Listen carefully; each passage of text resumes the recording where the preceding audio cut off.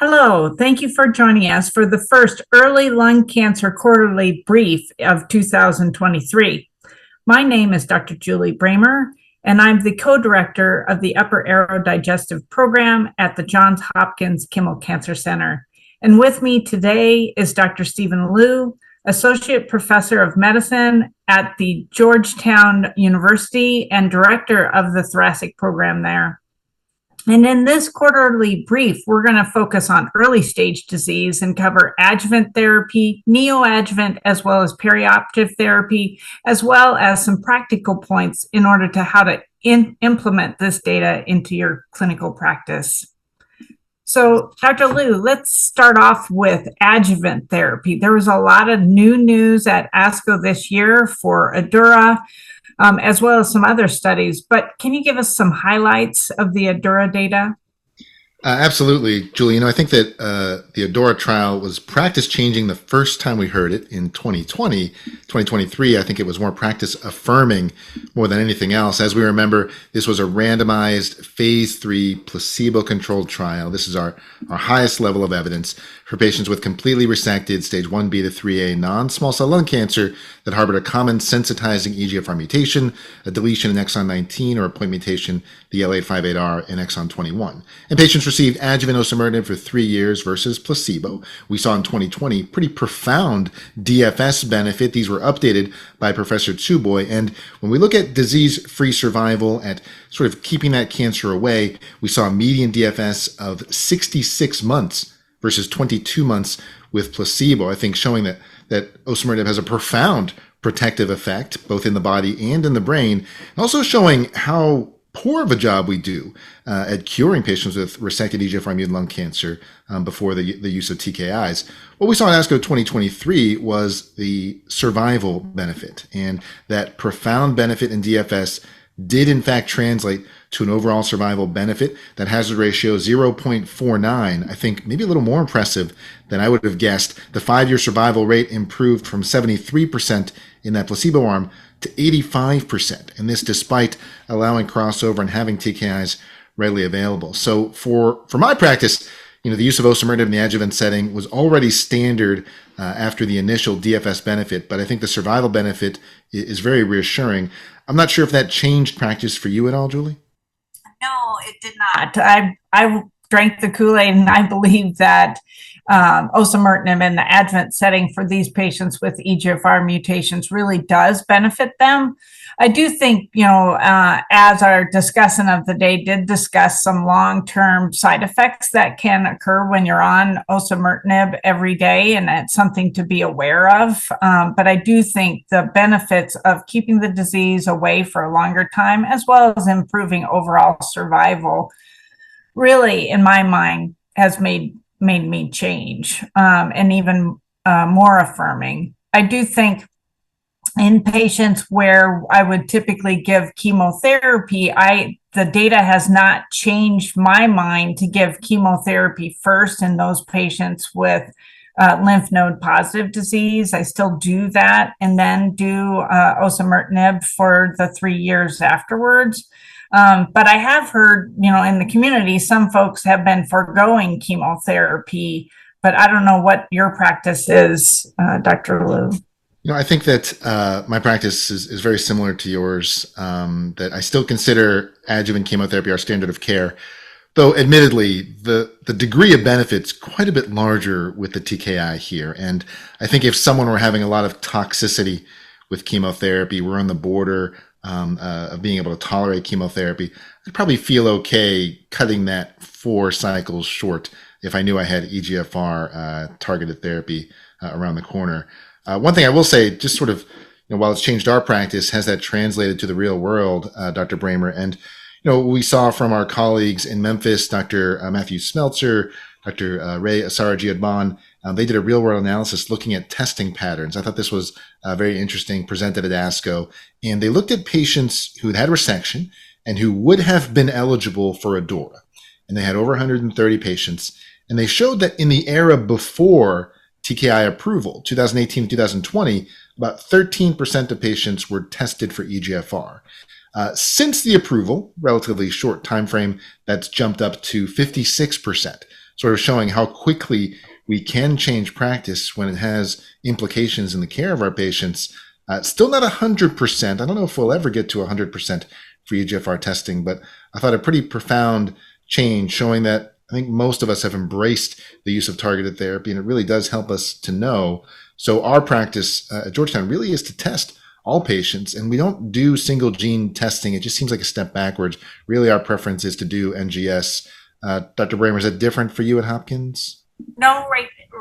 That is very similar. It's just easier for us to order our NGS panel and have that performed at the time of surgery. Obviously, preferably, we'll get into this later, even before considering neoadjuvant therapy.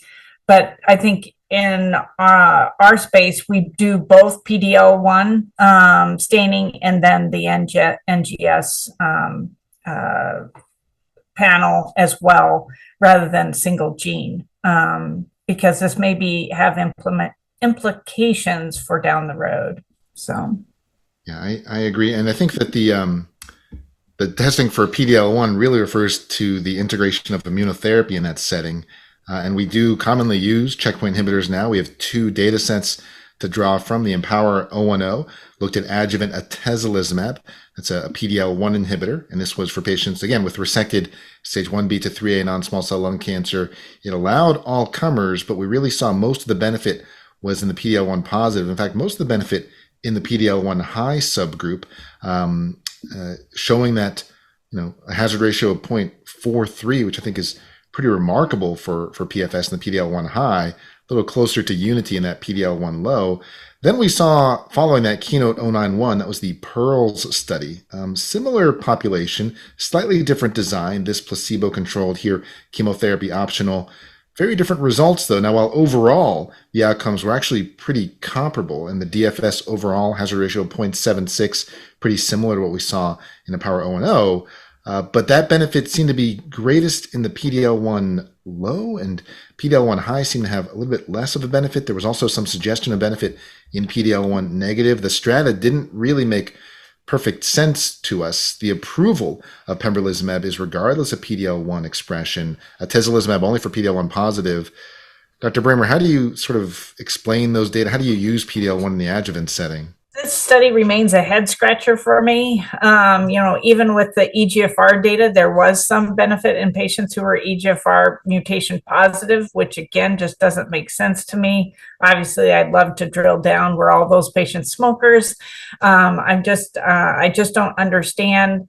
I think that for using PD-L1, I still stick with atezolizumab in this situation because this just doesn't make sense to me with the PEARLS data about PD-L1 negative also benefiting, where the PD-L1 high in the Pembrolizumab study, basically that hazard ratio or the confidence intervals crossed 1, where the data just seems more straightforward and makes biologic sense to me from the Empower 010 study. So I do use PD-L1 positive, though I guess if a patient had other factors in the PD-L1 native that I really felt they should have IO, I could rely on Pembrolizumab in that situation, but I haven't used it yet. Have you used it in patients with PD-L1 negative disease? I have, and while I agree that the data doesn't sit quite right, and everything that we've learned about PD-L1 and checkpoint inhibition, we've learned from the Keynote studies, and then here's another Keynote study that really tells us something a little different. It's hard to explain, but it is a randomized phase 3 trial, and it is an FDA-approved agent, and I feel that I wouldn't feel comfortable withholding that from a patient in that setting. So for now, I am using it, though I'm watching very closely for updates to see how these data unfold, because the benefit for all of these agents really is long-term survival. And so I'm hoping that with more time, these data make more sense, but I guess we'll have to see. Looking at adjuvant, those patients who received adjuvant chemotherapy after surgery and then pembrolizumab, it looks sort of to me that those patients who received all 4 cycles of chemotherapy had a greater benefit from pembrolizumab versus those patients. They didn't obviously include those patients who went directly to pembrolizumab without any chemo, but even if patients received one cycle of chemotherapy, they did seem to benefit, but not quite as much as if they went all the way through. I don't know. Does that make sense to you? Maybe, but also I think that it might be a surrogate for just how sort of healthy and robust patients are and some degree of selection, resources, so forth. So really hard. This may be a place where real world data sort of shows what the real outcomes will be, and maybe that'll make a little more sense. Right. And it's hard to say immune robust. And so the chemotherapy does not affect your immune system as much as we used to think, and actually maybe helps them respond better or has effects on some T cells in the tumor microenvironment that otherwise would be immunosuppressive that maybe aren't. I don't know. Just the scientist in me trying to explain things, I guess. So Well, we've been saying that for years. It'd be nice to actually see that, right? right, exactly. Well, that wraps up our adjuvant therapies. Clearly, there was a lot of exciting data, both for patients with EGFR as well as updates for our patients with PD-1 positive as well as PD-L1 negative disease. But how about let's switch gears and talk about the another group of patients or data with neoadjuvant therapy as well as perioperative therapy. There were a lot of updates and new data. Dr. Liu? Yeah, and we're going to have more to come. This field's going to get very crowded. And the prediction really that I think is safe is that we'll be discussing this a lot for the next couple of years. I think this really started with work from your group, Dr. Brahmer, and CheckMate 816 was our randomized study showing that giving Nivolumab, a PD-1 inhibitor with neoadjuvant chemotherapy, significantly improved the rate of pathologic complete response, and that translated to a rather profound improvement in event-free survival. When we look at those data, and I think they've been presented in very smart ways, we see that patients who achieved the pathologic CR did quite well, regardless of how that was achieved. It's much more likely to get a path CR with the addition of nivolumab. The rate was 24% versus 2% with chemotherapy alone. The median event-free survival, 31.6 months versus 20.8 months. That's a hazard ratio of 0.63. This was sort of corroborated by the smaller Spanish study, the NADIM-2 study. A slightly different approach in that they gave 6 months of consolidation nivolumab, but the pathologic CR rates, and this was only in stage 3, were quite high, maybe a little outliers, but the path CR rate 37% versus 7%, the hazard ratio 0.48 for event-free survival. Now, these were looking at CheckMate 816, a preoperative NADIM pre and 6 months post. The next wave of studies really is preoperative and then 1 year of consolidation or adjuvant. I've heard a lot of terms, peri-adjuvant, perioperative, sandwich approaches, or whatever the regional term for sandwich is. But it really is looking at a component of immunotherapy before surgery and then afterwards. And before surgery, I think we can really see the improvement in pathologic CR rates. That's really reflecting the activity in the preoperative part. Does the consolidation portion improve event-free survival further? And I think that's a tough question and one that we're not going to have a direct answer to. We saw at AECR in 2023 from Dr. John Haymock, the AEGEAN study, and this included a stage 2 to 3B non-small cell lung cancer. What makes it so hard for us to do our beloved cross-trial comparisons is that they use different staging systems, different criteria, and the differences are in tiny, tiny print. And as we get older, it's harder and harder to read those, but this did not allow patients with that would have required pneumonectomy. Some were stage 2, some were stage 3. Some data sets are not reporting the full data yet. The median follow-ups are all different. The studies kind of change in the middle and include EGFR or exclude them. And so there are a lot of subtle differences. But overall, with the AEGEAN, we saw the pathologic CR rate went from 4% with placebo up to 17%, and the event-free survival was improved with a hazard ratio of 0.68. Dr. Heather Wakely presented Keynote 671 at ASCO. And here, this was a larger study than CheckMate 816, almost 800 patients, and it had 2 years of follow-up, so fairly mature data. We saw the path CR rate pretty similar to AEGEAN, 18% versus 4%. Here, the hazard ratio 0.58, a much more mature hazard ratio of 0.58, and the 2-year event-free survival 40% with placebo, 62% 2-year event-free survival with the addition of perioperative pembrolizumab. And so this begs the question, while we know the use of preoperative immunotherapy improves pathologic CR, and those patients do quite well, clearly in their benefit. Here with Keynote 671, the adjuvant or consolidation immunotherapy, the immunotherapy after surgery, does that contribute something? And the discussant seemed to suggest that maybe there was a little more plateau to the curve, maybe a little more late separation. Dr. Brahmer, were you convinced? How do you look at the adjuvant portion? Well, I think that's where, the biggest question lies, particularly for those patients with pathologic CRs, in those patients, they're thus far disease-free or EFS, event-free survival is pretty prolonged. And so the question is, do they really need the adjuvant portion?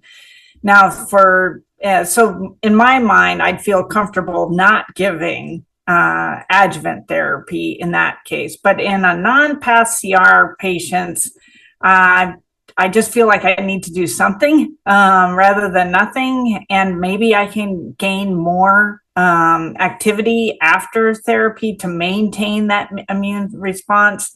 And that's where I would definitely think about that. But maybe it's, the thought is backwards. Maybe those patients who don't have pathologic complete responses, maybe their disease is actually resistant in some ways, and we have to figure out something else to do. But I'm still struggling about what to do, both with the AEGEAN data as well as the Keynote 671 data. This is exciting data, definitely from a pathologic complete response. I think we're seeing good activity across all, but obviously we've got a lot more to go in order to increase the pathologic response.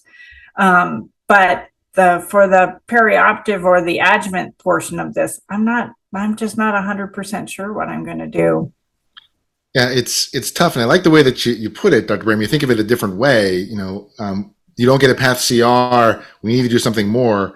But are those the people that are just not going to get benefit from more therapy? And the other way around, if you get a path CR, a great response, are those the responsive people that maybe need more? Is it possible that at year 3, year 4, year 5, would we see a dip if we don't give more? I think that everything's on the table. Right now we're still flying blind, and there are more studies to come. So we saw our colleague from Shanghai, Dr. Chun Lu, present the NeoTorch data that looked at toripalimab versus placebo. Slightly different design in that you received some treatment before and then another cycle of chemotherapy after surgery. A little more complicated, but pretty similar result. 28% path CR with the addition of toripalimab versus 1%. Hazard ratio here for event-free survival 0.40. In the 2-year event-free survival 65% versus 39%. We're still waiting to hear from 2 large phase 3 studies, the Empower 030 study of atezolizumab and the CheckMate 77T study of nivolumab. But my guess is we're going to see pretty comparable numbers. And then we'll hatch through these data. These are resected specimens, and so we'll be able to do deep genetic analyses and really try to understand who is most likely to benefit, who needs more therapy. But I think until we have some sort of marker of MRD, we're going to be flying a little bit blind. Is that something you anticipate soon? Well, hopefully the technology will catch up. I think there's a lot of players in this space for MRD, and I hope that at some point we can be like leukemia, where we can actually decide what we to base our therapies on what we see in the blood. And adjust things accordingly. But I would say in the next 3 to 5 years, probably not, but potentially right thereafter, I'm hoping that either we have a tumor-informed or tumor-uninformed MRD assay that we can use. But I think is in any of these studies right now, if you saw a patient today, would you be swayed to have that option of giving adjuvant therapy afterwards? Yeah, very much so. I believed it. I thought the discussant made some good points, and we're reading into very fine minutia, and these are still pretty censored data. But I could see the plateau a little bit. I kind of make a similar noise to you made. Yeah, a little bit like that. And it's sort of like if you relax your eyes and lose focus, you can kind of see the plateau a little bit easier. But to me, I was swayed that there seemed to be some benefit. So I think in the absence of contraindication right now, until we learn more, it is, something that I am offering patients. So how are you working it in your clinic on a day-to-day basis about, trying to get these patients in, who should go for neoadjuvant therapy, who should just go directly to surgery? What are you relying on in the real world, I guess?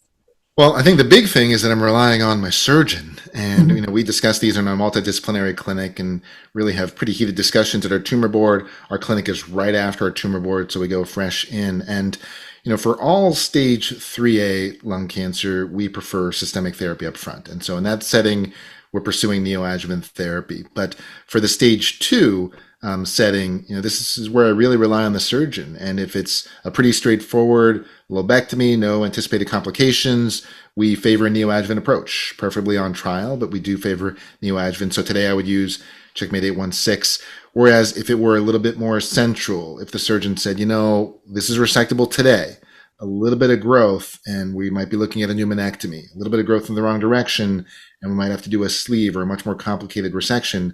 If it's a stage 2, those are cases where we actually would favor surgery in that setting and then pursue adjuvant therapy. And of course, this is assuming there are no biologic molecular drivers. If there's an EGFR mutation, an ALK fusion, then here we're not pursuing the immunotherapy approach. If it's a stage 2 with an EGFR mutation, we go to surgery and then we pursue therapy systemically afterwards. But that means that we have to do more and more testing on smaller and smaller samples, and that can be a little bit challenging. Between the two of us, Dr. Brahmer, we have been doing PCR and IHC and FISH to get those results quickly when we have limited samples. I'm not sure what your approach is at Hopkins. Yeah, I think that trying to find platforms where you can get this data early, as soon as the patient is biopsied or as quickly as possible in order to make those decisions. Clearly, even with the Keynote study, there were some EGFR mutation positive patients in that group. I still feel like the ADURA data going straight to surgery and then receiving adjuvant therapy for those patients with EGFR mutant positive, they should not get neoadjuvant therapy. And so having that data as soon as possible, so doing IHC or then also FISH for ALK to try to get that data as quickly as possible so you can decide should this patient go straight to surgery or not. So obviously we could talk about the neoadjuvant therapy or perioperative therapy all day, but what about some other practical points and roles of different therapies and what we saw at ASCO this year? One question that comes up repeatedly, and I think it'll come up more and more as time passes, is when should we stop osimertinib therapy? And we know that in the ADORA trial, treatment was given for 3 years. And after 3 years, patients are monitored radiographically. An important point that was brought up during ASCO was the rate of CNS progression and the importance of osimertinib in protecting the brain. And I do think that MRI should be part of that surveillance strategy. But when we look at those DFS curves at 3 years, they're pretty apart. At year 4, they kind of banana a little bit, and one gets the suggestion, just like our prior adjuvant TKI studies like the CTONG trial, that with enough follow-up, those might come together, begging the question, is 3 years the right duration of treatment? I don't know what your thoughts about that are, Dr. Brahmer. Oh, I think we have patients now asking this every day, the patients that are coming up to 3 years, that just started as soon as the osimertinib was approved. What do you do? Some patients are ready to get off because of the side effects. Other patients are hanging on for dear life and don't want to stop this therapy. And I do think, their feelings about the concern of recurrence is there and is real. So I think just as our breast cancer colleagues have looked at longer term AIs, I think it's time to look at longer term EGFR TKIs, particularly osimertinib. Yeah, I agree. And, there is a study that's looking at 5 years, but we won't have data for many years from that study. And I really think it's a question of how confident are we that this patient in front of us is cured from surgery and chemotherapy alone. And some patients clearly are, but not nearly as many patients as we'd like. And again, we'd love to have a test for MRD. We don't have one. And this is kind of what we have to do. We have to make decisions in patient care in the absence of a perfect data set. And we look at tolerability. We look at, unfortunately, we have to look at cost and financial implications, and we try to personalize this decision. But it really is something that I discuss pretty openly with patients. And when we get to that mark, I am comfortable continuing treatment in the absence of data. I'm also comfortable stopping therapy at 3 years as long as we monitor closely. And I really do monitor a lot more strictly than I have in years past, looking at those recurrence rates in the tail end of ADAURA. Yes. And I think, what about other, as we get more and more data this coming year in the ALK space, the ROS1 space, or RET, obviously some of this data is farther along than others, but can you predict your thoughts about what to do with those patients where there's a clear, very good TKI in this space? How should we treat these patients? Well, I feel pretty strongly that for ALK and RET, those to me are studies that are almost certain to be positive. I would be shocked if they didn't show a similar DFS benefit, because what makes osimertinib so powerful in this setting and such a good drug at preventing relapse is that it's a highly potent agent with a predictive marker. It is well tolerated and it's very active in the brain. And for ALK and RET, I think those agents are more of all of those features, not less. So I think that if anything, it's going to be more powerful. We'll see data. There's the ALINA trial looking at alectinib. There is the libretto trial looking at selpercatinib. Those data aren't around today. So for me, if I saw someone with a resected stage 3A lung cancer, we would do chemotherapy. And if there was an ALK fusion, I would discuss the use of off-label alectinib, and I have been offering it so far without challenge. I think it's the right thing to do, on par with ADAURA. I think the same is true with RET, though I acknowledge the absence of data here, and we'll be watching closely, and certainly will modify if the data shows something different. But I find it hard to think we're going to see anything but a positive trial there. I don't know what your thoughts are there, Dr. Brahmer. No, I agree with these patients, particularly the ROS1 somewhat, but more even the RET. It just seems like I've seen these patients more and more with our earlier stage disease, and trying to figure out what to do in this space where, just chemotherapy isn't going to be enough, that you really, particularly those patients with lymph node positive disease where they really need something more. Yeah. And for us, while immunotherapy wasn't strictly excluding patients with a RET fusion, I find it hard to believe they're going to get the same benefit from EMPOWER-010 and from PEARL. So I don't really pursue immunotherapy in that setting. Is your approach similar?